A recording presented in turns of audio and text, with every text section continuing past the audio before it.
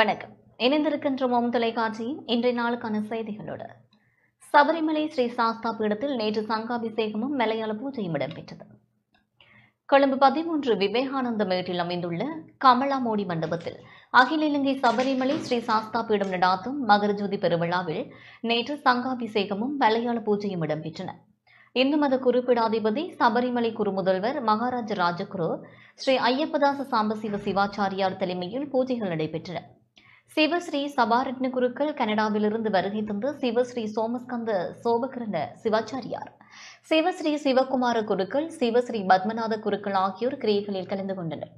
நாட்டிய கலாலய நடனப்பள்ளி ஆசிரியை துவாரகா லட்சுமி ரவீந்திரகுமாரின் மாணவிகளின் நாட்டியாஞ்சலியும் இடம்பெற்றது. பெருமளவிலான அடியார்கள் கலந்து கொண்டு இறை வழிபாடு செய்தனர்.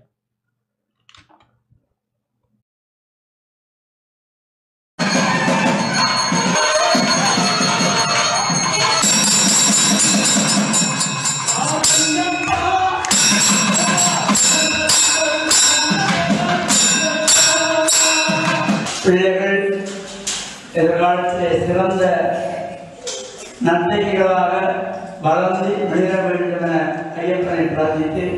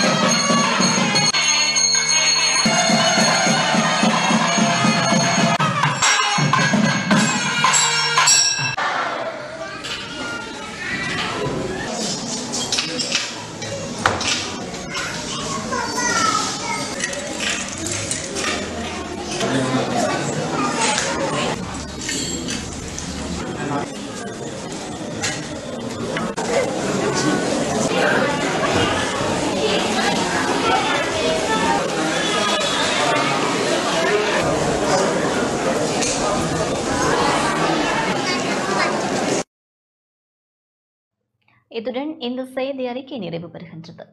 தொடர்ந்து மோம் தொலைக்காட்சியின் நிகழ்ச்சிகளோடு இணைந்திருங்கள். வணக்கம்.